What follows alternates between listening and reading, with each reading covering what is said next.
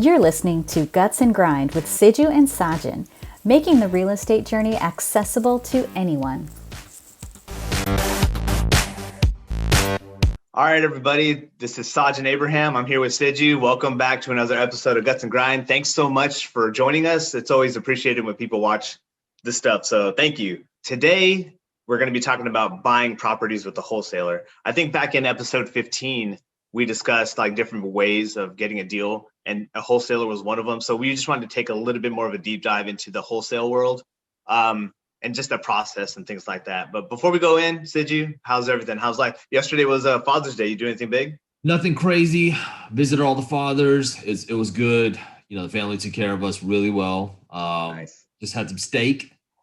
Nice. Problem with that. We're pretty simple people, but other than that, we didn't do anything crazy. It's pretty low key. How about you, man? Happy Father's Day, or belated. Thanks, man. Thanks. Yeah, dude.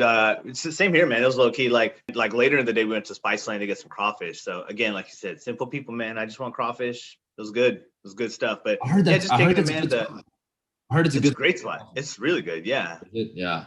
And in the morning, like when I woke up, Sheena had like a nice breakfast laid out and stuff. So that was cool. It's just nice to be, treated, nice. Right? So yeah, man. So, all right, cool. Well, let's dive into it, man. So I guess we're talking about wholesaling. Before we get into the nuts and bolts of it, like, why don't we talk about like what is wholesaling? So you want to give us like a rundown of what the definition of wholesaling is? Yeah, no, for sure. Wholesaling is, I think, just another avenue that you can actually get into real estate by. And what wholesaling specifically is, it's a person that's basically an intermediary to basically sell off a deal. So, and a lot of them, wholesaling basically deals with a lot of distressed properties, so strictly than a fixed up house. But it can be a fixed up house or a distressed, but majority of them are distressed houses. So a person goes out there, they'll find a house that needs a ton of work, they'll pick it up.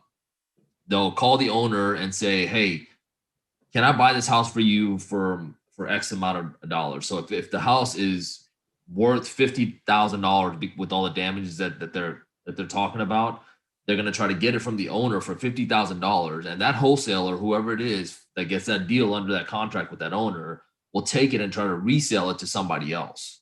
So they'll try to go and resell it to somebody else for a little bit of margin. So let's just say they'll sell it for $70,000. So they'll sell it for $70,000, and then so that $20,000 that they make off that $50,000 is what the wholesaler keeps. So it's basically somebody just that finds deals and sell it off to investors more so. So they're just literally just an intermediary. That's the way I look at it from a wholesaler. No, for sure. And like it's kind of like typically, to my knowledge, they don't actually take ownership of the house. So they're selling a contract basically, yep. Right? So if John is an owner of a house of a distressed property and he wants to get rid of it and he doesn't want to go through the MLS route and dealing with the agent or whatever it is, this wholesaler will come in and say, all right, you and I have a negotiation. We have a deal and you give me X amount of time to sell this house for this price. And I'll give you this much for it. And then they'll go out and pitch it to their network and try to get it sold. So it's kind of a quick way for someone that doesn't want to deal with all the headaches of selling a property. A wholesaler is a good way to go. Like you won't get the most bang for your buck. You won't get like top dollar for the property. But if you're in a situation where I don't want to invest money into this house, I just need it off my hands. A wholesaler might be a good way to go. I feel like it's a fast track, quick way to do it, right? Like quick cash. That's almost like quick cash in real estate. Sure. You're literally just signing paperwork between the seller and finding a buyer. And I hate to say it, but you're almost kind of like the real estate agent, Yeah. And once you get a distressed property, it's up to you to market the aftermarket or after repair value of that to the seller. And I think that's how you kind of buy a seller. But Saj, I mean, I think you're kind of in the throes of it now, right? Like you've kind of done this wholesaling. I think you've closed on a property and you're kind of going through the throes of it, but like you can maybe dive into a little bit of the details around it and what does that whole process kind of look like? Sure. So yeah, like you said, I'm like in it right now. Like I just closed on a property on last Monday, a week ago, and it was a wholesale deal. So what it was is I was a part of this mailing list like years ago, like before I bought my first property. I was just like, well, let me be on the list. And periodically I'd get these, random properties that come up for sale, like, hey, this is for this much and that's for that much. And look, they have little packets put together. And I was never ready to pull the trigger because I always thought, oh man, this seems kind of shady. I don't know if it's legit. You know what I mean? Like, why would people sell their properties for this cheap? And as time progressed, I got more comfortable because, I had other properties doing it the traditional route. And so I was like, well, let's just try it out. And so I connected with this wholesaler, and they would continue to send me deals. And one deal popped up that was close by. And I went and walked it. And like Siju said, it was distressed. It was pretty beat up. But that house I wasn't ready to purchase because I just didn't have finances ready. Typically, wholesalers, they want cash offers or hard money offers, right? They don't want to deal with traditional lending because it takes 30, 60, 90 days to close because there's a lot of due diligence behind it. So it's safer as an investor to go the traditional route because there's a lot of checks and balances, but it's not fast. And so you have to come in with cash or a hard money loan. That's something we'll talk about later. But I guess just to add on to that, even if you were to go to conventional route, and if the wholesale were even to approve that, trust me, on the banking side, it's going to be a nightmare because banks want to know that the property is in somewhat decent condition and all that. There's a appraisal value to that whole process is a nightmare. So that's why wholesalers rather deal with a cash buy because it's most likely a distressed property and there's way too much damage. There's a lot of risk for the banks. Correct. Yeah. And also for the wholesaler, they're typically their list of clients are investors. So as an investor, I'm competing with other investors, which in some regards is good because I'm not competing with the whole world. Like when you're doing a traditional house, you're competing with people that want to move into that house. You're dealing with investors. You're dealing with a bunch of different. It's a bigger world, right? Yeah. You deal with wholesalers. You're just dealing with other investors. Basically, so I was on the mailing list. I found a property that fit my criteria. And then so I filtered through those properties and say, all right, this is the one that I'm interested in. And they go quick. So if you like one, it's better to have all your finances lined up. So I guess to back up a little bit more, I linked up with a hard money lender. After that first deal, when I couldn't buy it, it was like, oh man, this is a perfect deal, but I couldn't buy it because I didn't have hard money lined up.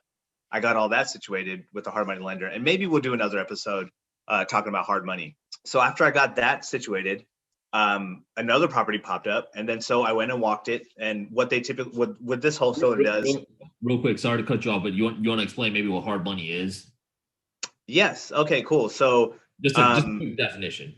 For sure. Yeah. So I guess hard money would be a lender. It's kind of like a bank, but they have way less rules and restrictions. They base the loan on the property and what it potentially could be worth after it's repaired. Whereas a traditional loan, they look at you. They're like, how much do you make? How much money do you generate? Can you pay off this loan, this and that, right? So with hard money, it's based on the property, and they do want to know that you have reserves to be able to pay the loan. But it's way high interest. Like today, you could get a mortgage for 3%, whatever, like on average, let's say 3% mortgage. With the hard money, it's going to be like 10 or 11%. So it's a big jump, but it's not meant to be a permanent thing, right? To go between, to bridge a gap between not having a house to getting a house and rolling into a traditional loan. So that's kind of what a hard money. I mean, there's more to it, and again, like we'll do a deep dive on that later. For me, it just reminds me of a hard money is more like a loan shark, Yeah, no, it definitely is, man. It definitely is. Like, and if you don't pay them, the bad thing is, like, if you don't pay them, they have the right to take the house, right? Just like a traditional loan, right? So it's to your best interest to be able to run those numbers and know that you could pay that hard money loan until you could roll it into a traditional mortgage, right? Yep. All right, and so hard money's lined up. We got that situated. The property's lined up. We walk the property, and so I'm walking through it. They have like a showing, and so you have to be available for that showing. You walk in there, and you're walking around with other investors, and they're looking at it and assessing it to figure out, like, what can I offer, to win this property, because you're basically bidding against other investors. So in this particular situation, I won, right? So I put my bid in. I won the bid, and it was really quick. It wasn't like this formal. Here's the contract. Here's this. Here's that. It's like I just texted them, say, this is how much I could offer. Let me see if we can make this happen. And it worked. It worked out. So the process is very quick.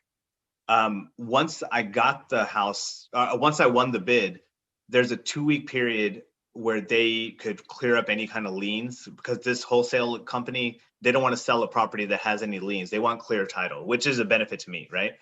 And so it took the full 2 weeks. Like they had to, get some papers documented and stuff like that. So, but they got it done. Like, so if I was supposed to close on, whatever date, 2 weeks later is really when I closed, which happened to be last week. So let me ask you a question. Did you, like, when you were putting offers in, was it like verbal, just offers? Were you just telling them, oh yeah, I'll give you X amount of dollars, and then you just come back and agree or disagree? Or did you? Yeah. So all the investors are dumping in their offers, right? And so after you've been like proven, where you say, I have a hard money lender lined up and they've approved me to do, whatever deal, then they believe me when I say my price, right?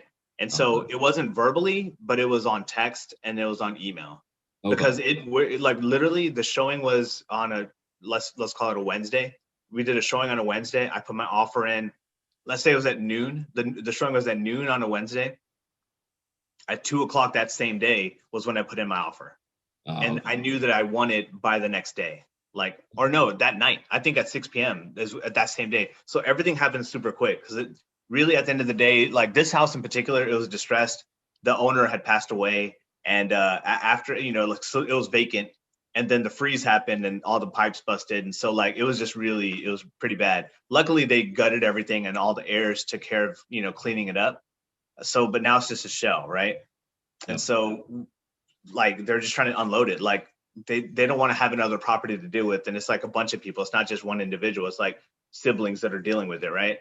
Yeah. And so they're like, let's just get it off our hands. Whoever's the highest bid, just sell it to them. Like, let it go and let us have our money. We could split it up and they could go on their merry way. So it was a win for them, because it's like, hey, there's no more headache anymore. It's a win for me because I get a discounted price on a property. And it's definitely a win for the wholesaler, because like, they did work. I mean, they did showings, they had to build a network, they did all that stuff. But at the end of the day, like in a matter of 1 day, let's say 2 days, in a matter of 2 days, they got that contract sold off to me. Yeah. And so they made a quick whatever amount that they made, right? So I was gonna say, like comparing to a traditional buy versus this, I know you haven't been through the full process yet, but what was easier? Was this easier, the wholesaling deal, or was the traditional financing easier? The wholesaling deal, as far as purchasing, was definitely easier. I mean, it was, so there's elements when you go a traditional route, there's all these checks and balances, right? Where I would have my realtor walk me through it, right? I would have an inspector come out and check everything to make sure things, and then there's negotiations back and forth about like, well, this thing is broken and it's going to reduce the price, so I think I need a little bit lower, right? So there's an ability to get a better deal if you're really good at negotiating. But at this type of market, you will not, I mean, they don't care if everything's broken. They're like, no, we're selling it at this price because we know someone's going to buy it, right? So that's the traditional route. With this wholesaling route, it's just very much like as is. You're just buying it. Like there was no point of getting an inspector done on this point because it was just so gutted. So it really boiled back down to the numbers.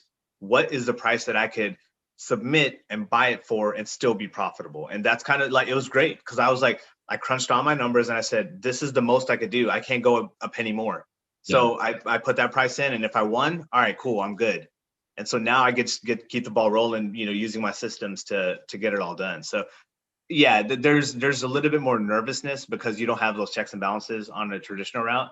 Yeah. But as far as speed and the ability to just keep moving, it's great. I mean, like so far it's been great. And as far as like the wholesaling aspect, as far as I mean, the process is done. Like, so now that I own the property, I'm done with the wholesaler now, right? So now it's just me and the hard money lender working through getting it done and then getting it fixed and then getting it refinanced. And once that's done, then I'm kind of in the same boat as I would be with any other property. Like from what my experience right now, it's a good option. It's a good option, especially in this type of market where it's super hot. It's a hot market. If you have the stomach to like deal with the hard money lender and, like do this type of work, it's a very good option and it doesn't hurt to just be on their list, right? If you're on a wholesaler list, like you get deals handed to you, like literally they're just sending you a deal like, hey, is this something good? No? All right, we'll move on. And it's like, why close off that option when you're looking for properties, right? Like it's a great way to at least know what's out there. Yeah. And I think you confirmed it, especially in this kind of not volatile, it's more so high demand market and such a seller's market that, I mean, you can't. It's hard to find anything on the market. I mean, you see something you like. If you don't put an offer, I think I tell people that day now, it's gone Hmm. the next day. Yeah, for And sure. and this way, at least people that are hunting for sellers, wholesalers are basically people that are looking for people that are wanting to buy. And so Yeah. sending, like Saj mentioned, there if you get on their distributions, I get text messages actually too. A lot of guys just text message me and say, "Hey, I have this deal." And the way they're selling it too. So they'll say, "Hey, I have a $50,000 deal, or sorry, let's just say $100,000 deal.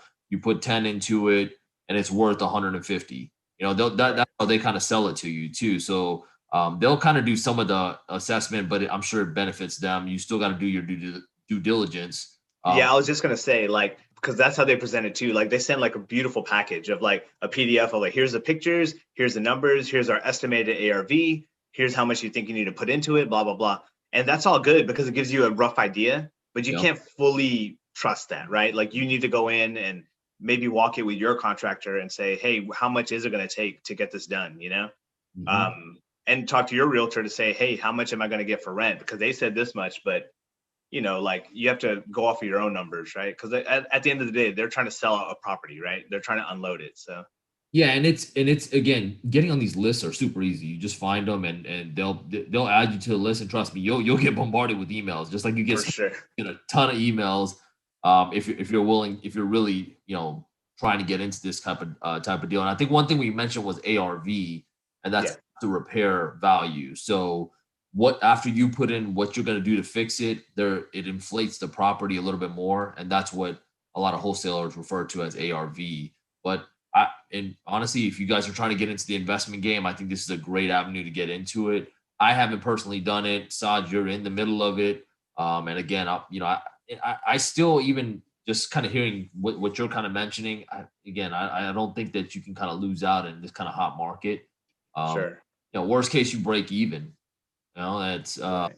that's kind of, again, the importance of running the numbers is still that still applies to this type of deal. I think that's one of the biggest important things to take away if you guys For are. sure. And really, like you're saying, running the numbers, but also having multiple exit strategies, right? Mhm. Like, my goal is to keep it as a rental, right? Yeah, But what if I like the repairs are more than I expected it to be? Like, I could always sell it, right? Or yeah, I could lower the amount of work that I was going to do and then sell it to another investor and say, hey, you finish it up. I did this much. Like, let me sell it to another investor. Or, just uh, deck it out really well and sell it for a higher profit, right? So there's a lot of ways that you could get into it, and you have to just be flexible to know, like, hey, this is my plan. This is what I want to do. But if what I want to do doesn't work, what's my plan B? And as long as you have that lined up, like, you're set. Like, this, it's nothing that you should be really too worried about, right? yep, And again, like, so for me with this particular deal, there's a lot of things that I'm just learning, right, as I go, like dealing with the wholesaler. Now I feel comfortable. All right, this is how the wholesaler did his thing, and that's how it works. That's something in my books now. And now I'm like, all right, hard money lending. So because I had to go the wholesale route, I needed to use the hard money lender. And so now I'm figuring out how do payments work. What's the rollout from it, where when I want to do the refinance and pay it off. Like, so those are things that I'm learning too. But again, like, all of it's learnable and all of it's doable. So, like, and there's a terminology of like keeping your pipeline full. I think a wholesaler is another avenue of getting your pipeline full. Like, you want those deals to come into your door. You want people to tell you, hey, this is what we have for sale. Because you could look on, like, I look on HAR every day. I look online every day for properties, but sometimes it's just what it is. Like, all I see is what I see, right? And so, but other people are out there hunting for deals. Like, they're actively like calling people that's saying like, hey, we like, wholesalers will call, like, I get calls all the time for the properties that I don't live in. They say, we realize that you own this property, but you don't live in it. yeah. So are you interested in selling it? And so that's kind of how they keep their pipeline full, by actively going out there and searching for these distressed properties. Or even if the property is not distressed, they're looking for distressed owners. They're like, I don't want to deal with this anymore. I don't want to be a landlord anymore. Or I don't want to, I moved from Chicago and I live in Houston now, and I'm trying to get rid of this Chicago property, but I just don't know how to do it. So, like, that's kind of how these wholesalers work. And it's a great way to build your portfolio. It's thinking outside of the box, be creative. There's so many ways you can get money, you can get deals.